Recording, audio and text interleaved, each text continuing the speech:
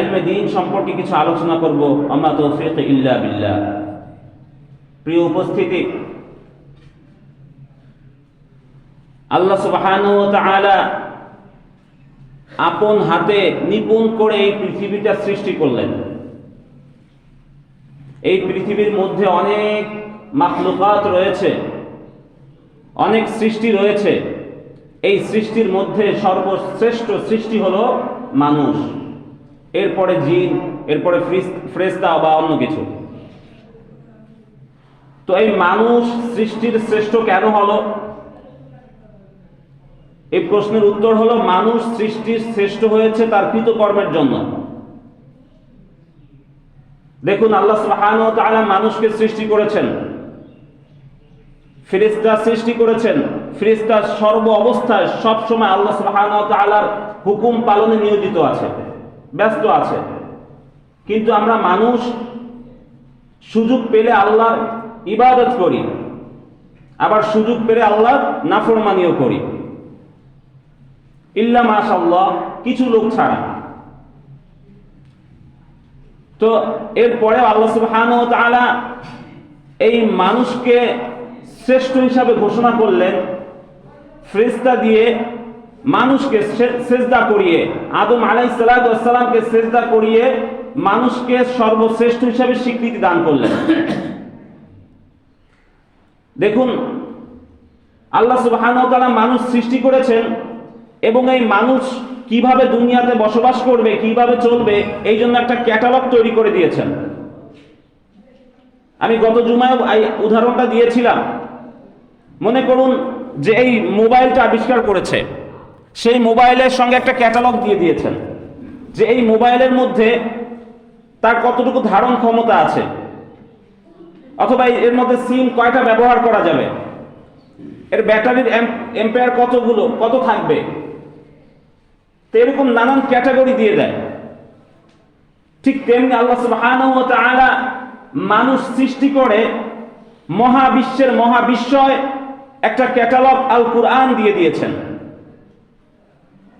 এবং এই ক্যাটালগটাকে ব্যাখ্যা করার জন্য, এই ক্যাটালগটাকে মানুষকে সুন্দরভাবে হাতে কলমে শিখিয়ে দেওয়ার জন্য তিনি নির্বাচন করলেন এই পৃথিবীর মধ্যে সর্বশ্রেষ্ঠ মানব জনাবে মুহাম্মদুর রাসূলুল্লাহ সাল্লাল্লাহু আলাইহি ওয়াসাল্লামকে,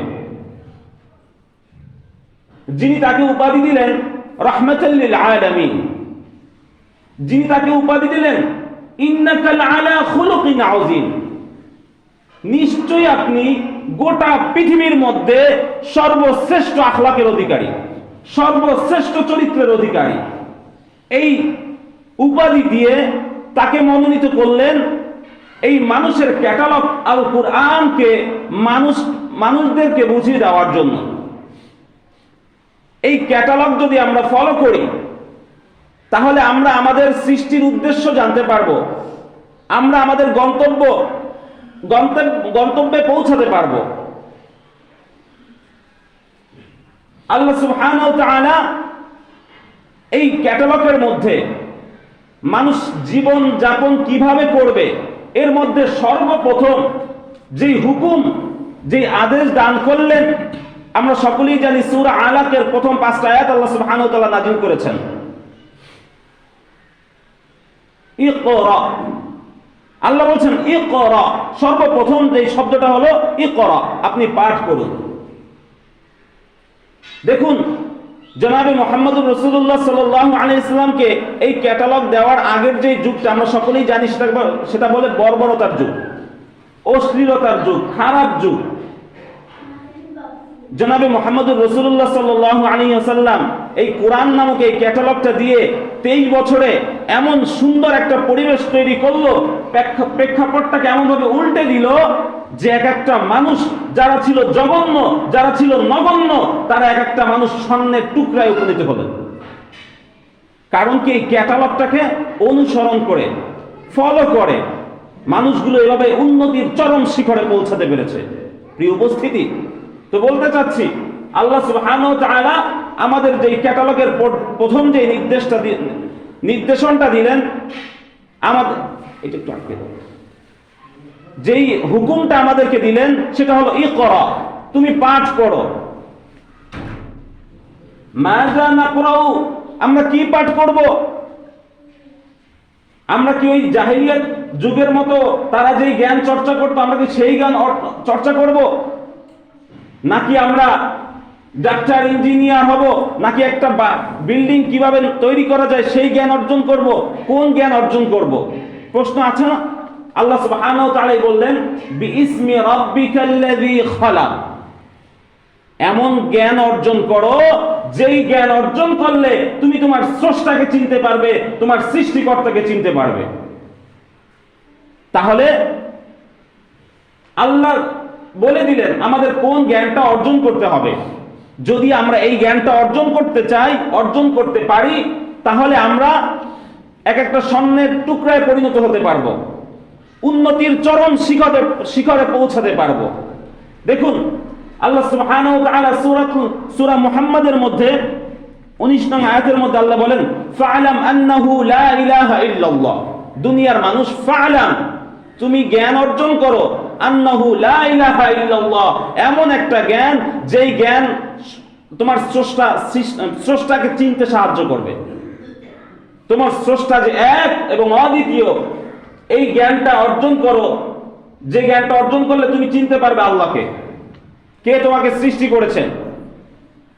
আস্তাগফির লিযামবিক, এরপরে তুমি আমল করো বা ইস্তেগফার করো, তোমার পাপের জন্য ক্ষমা চাও। তাহলে সর্বপ্রথম যে নির্দেশটা হলো জ্ঞান অর্জন করব। কোন জ্ঞান অর্জন করব? আল্লাহ সুবহানাহু ওয়া তাআলা বলে দিলেন স্রষ্টাকে চেনার জন্য যে জ্ঞানটা আছে সেটা অর্জন করো। এরপরে আল্লাহ সুবহানাহু ওয়া তাআলা সূরা আনআমের 50 নম্বর আয়াতের মধ্যে আল্লাহ বলেন কুল হাল ইয়াস্তাউিল্লাযীনা ইয়ালামুনা ওয়াল্লাযীনা লা ইয়ালামুন, হে নবী আপনি বলুন যারা জানে এবং যারা জানে না, অর্থাৎ যারা জ্ঞানী এবং জ্ঞানী নয়, অর্থাৎ যারা কোরআনের জ্ঞান অর্জন করেছে এবং কোরআনের জ্ঞান অর্জন করে নাই, তারা কি কখনো সমান হতে পারে? তারা কখনোই সমান হতে পারে না। এরপরে আল্লাহ সুবহানাহু ওয়া তাআলা বললেন আফালা তাতাফাক্কারুন, এরপরেও মানুষ এইগুলো নিয়ে গবেষণা করে না, চিন্তা ফিকির করে না। মানুষ এরপরেও এই বিষয়গুলো নিয়ে চিন্তা ফিকির করে না। সূরা ইনফিতারের মধ্যে আল্লাহ সুবহানাহু ওয়া তাআলা বলেন কুল হাল ইয়াস্তাবিল আ'মা ওয়াল বাসীর, কুল হাল ইয়াস্তাবিল আ'মা ওয়াল বাসীর। আল্লাহ কোরআনের মধ্যে বিভিন্ন জায়গায় এই ইলম সম্পর্কে আলোচনা করেছেন। ইয়াস্তাবিল আ'মা ওয়াল বাসীর, যারা চক্ষুষ্মান এবং যারা অন্ধ তারা কি কখনো সমান হতে পারে? অর্থাৎ যারা জ্ঞান অর্জন করেছে তারা হলো চক্ষুষ্মান, আর যারা জ্ঞান অর্জন করে নাই তারা হলো অন্ধ। তাহলে যারা জ্ঞান অর্জন করেছে তারা চক্ষুষ্মান, যারা জ্ঞান অর্জন করে নাই তারা অন্ধ। চক্ষুষ্মান এবং অন্ধ কি কখনো সমান হতে পারে? আল্লাহ সুবহানাহু ওয়া তাআলা বলছেন। এরপরে আল্লাহ সুবহানাহু ওয়া তাআলা বলছেন ওমা ইয়াস্তাউিল আ'মা ওয়াল বাসীর ওয়ালা যুলমাতু ওয়ালান নূর, আলো এবং অন্ধকার কি কখনো সমান হতে পারে? যারা জ্ঞান অর্জন করেছে তাদের কাছে আলো রয়েছে, আর যারা জ্ঞান অর্জন করে নাই তারা হচ্ছে অন্ধকারে নিমজ্জিত আছে। তা আল্লাহ বলছেন যারা জ্ঞান অর্জন করেছে তারা আলোর মধ্যে আছে, আলো আর অন্ধকার কি কখনো সমান হতে পারে? ওয়ালা যিল্লু ওয়ালাল হারুর, আবার বলছে আল্লাহ যে ছায়া এবং রৌদ্র কি কখনো সমান হতে পারে?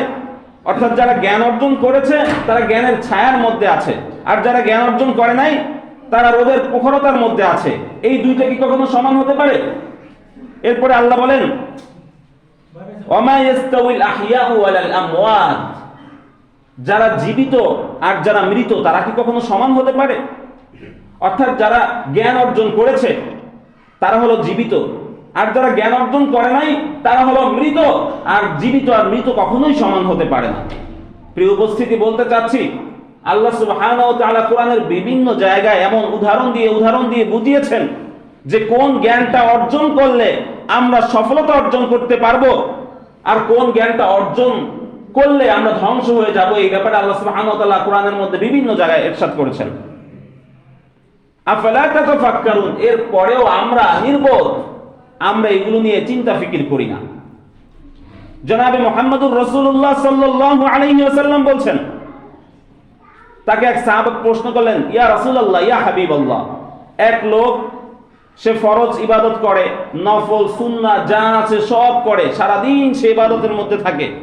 আর এক লোক শুধু ফরজটা আদায় করে, শুধু ফরজ, এরপরে সে জ্ঞান অর্জনে বেরিয়ে যায়। এর মধ্যে পার্থক্য, এর মধ্যে শ্রেষ্ঠ কে? রাসূলুল্লাহ সাল্লাল্লাহু আলাইহি ওয়াসাল্লাম বললেন, ফাদলুল আলিমি আলাল আবিদি কাফদলি আলা আদনাকুম। ফাদলুল আলিম, যে ইলম অর্জন করেছে, যে আলেম, আলাল আবিদ, যে আবেদ, সারা দিন ইবাদত করে, সারা রাত ইবাদত করে, তার মধ্যে পার্থক্য কি জানো? তোমাদের মধ্যে সাধারণ যে মুসলমান, সাধারণ মুসলমানের মধ্যে আর আমি মুহাম্মদুর রাসূলুল্লাহ সাল্লাল্লাহু আলাইহি ওয়াসাল্লামের মধ্যে যে পার্থক্য, একজন আলেম এবং একজন ইবাদত গুজারের মধ্যে ঠিক তেমনই পার্থক্য। সুবহানাল্লাহ।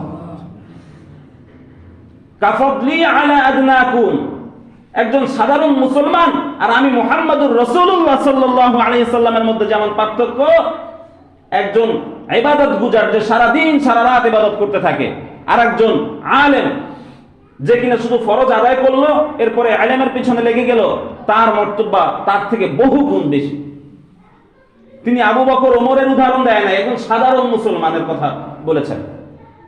জনাবে মুহাম্মদুর রাসূলুল্লাহ সাল্লাল্লাহু আলাইহি ওয়াসাল্লাম আরো বলেন, তালাবুল ইলমি ফারিয়াদাতুন আলা কুল্লি মুসলিম। দুনিয়ার মানুষ, প্রত্যেক মুসলমানের জন্য দ্বীনি ইলম অর্জন করা ফরজ।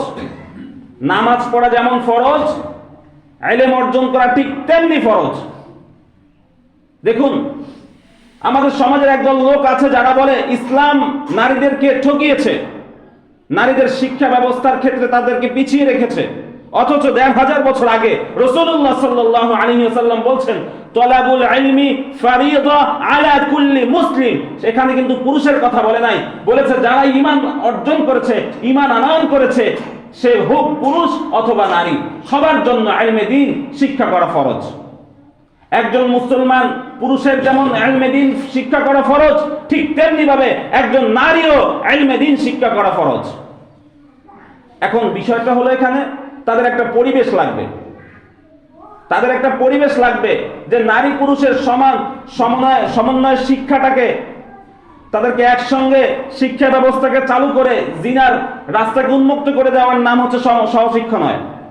যে রাসূলুল্লাহ সাল্লাল্লাহু আলাইহি ওয়াসাল্লাম নারীদের শেখার জন্য আলাদা ব্যবস্থা রেখেছিলেন, তাদের জন্য আলাদা টাইম এবং আলাদা দিন নির্ধারণ করে রেখেছিলেন। এমনকি ঈদুল ফিতরের খুতবা মসজিদে পুরুষদেরকে খুতবা দিয়ে নসিহত করে সে আবার গিয়ে মহিলাদেরকেও খুতবা দিয়েছেন, বুখারী শরীফের মধ্যে এসেছে। অর্থাৎ নারীদের শিক্ষাও জরুরি এবং পুরুষের শিক্ষাও জরুরি। মুহতারাম হাজরিন, বলতে চাচ্ছি, আল্লাহ সুবহানাহু ওয়া তাআলা কোরআনের মধ্যে বলেন, মাইয়ুরিদিল্লাহু বিহি খায়রান ইউফাক্কিহু ফিদ্দীন। আল্লাহ সুবহানাহু ওয়া তাআলা যার কল্যাণ চান, যার উন্নতি চান, যার ভালো চান, আল্লাহ তাকে দ্বীনের জ্ঞান দান করেন। আল্লাহ যার উন্নতি চান, যার ভালো চান, তাকে দ্বীনের জ্ঞান শেখার তৌফিক দান করেন। প্রিয় উপস্থিতি, এখন দেখুন, হয়তো বলবেন যে হুজুর আমার তো বয়স হয়ে গেছে, আমার তো ইলমে দ্বীন শিক্ষা করার কোনো সুযোগ নেই। না, এই কথা বললে চলবে না। একজন ছোট বাচ্চার যেমন ইলমে দ্বীন শিক্ষা করা ফরজ, আপনি মুরব্বী হয়ে গেছেন, আপনার দাড়ি পেকে গেছে, আপনি হাঁটতে পারেন না, চলতে পারেন না, আপনার উপর নামাজ যেমন ফরজ, ইলমে দ্বীন শিক্ষা করাও ঠিক তেমনি ফরজ, মুসলমান পুরুষ এবং নারীদের উভয়ের ক্ষেত্রে। কারণ এই জ্ঞানটা যদি আমাদের মধ্যে না থাকে, ইলমে দ্বীন যদি আমাদের মধ্যে না থাকে, আমরা দেখেন এখানে ইবাদতের চেয়ে ইলমে দ্বীনকে, জ্ঞানকে প্রাধান্য দেওয়া হয়েছে। কেন প্রাধান্য দেওয়া হয়েছে? যদি আমার জ্ঞান না থাকে, আমি নামাজও পড়বো, শিরিকও করব। আমি নামাজ পড়বো, বিদআতেও লিপ্ত থাকবো। আমি নামাজ পড়বো, অন্য অন্য খারাপ কাজগুলোও করব, কারণ আমার সঠিক জ্ঞানটা না থাকার কারণে। এই জন্য আল্লাহ সুবহানাহু ওয়া তাআলা প্রথম কোরআনের যে নির্দেশ, সেটা হলো ইকরা, আগে জ্ঞান অর্জন করো, জ্ঞান অর্জন করো। রাসূলুল্লাহ সাল্লাল্লাহু আলাইহি ওয়াসাল্লাম একই কথা, জ্ঞান অর্জন করো প্রত্যেক মুসলমানের জন্য। এখন আমরা চিন্তা করব যে আমাদের সন্তানদেরকে কোন জ্ঞানটা শিক্ষা দিব। এই কথাগুলো আমি এই জন্য বলছি, আমার খুব ভয় হয়, আমার খুব ভয় হয় কাল কিয়ামতের ময়দান যখন কায়েম হয়ে যাবে, কোন সন্তান যখন জাহান্নামের উপযুক্ত হয়ে যাবে,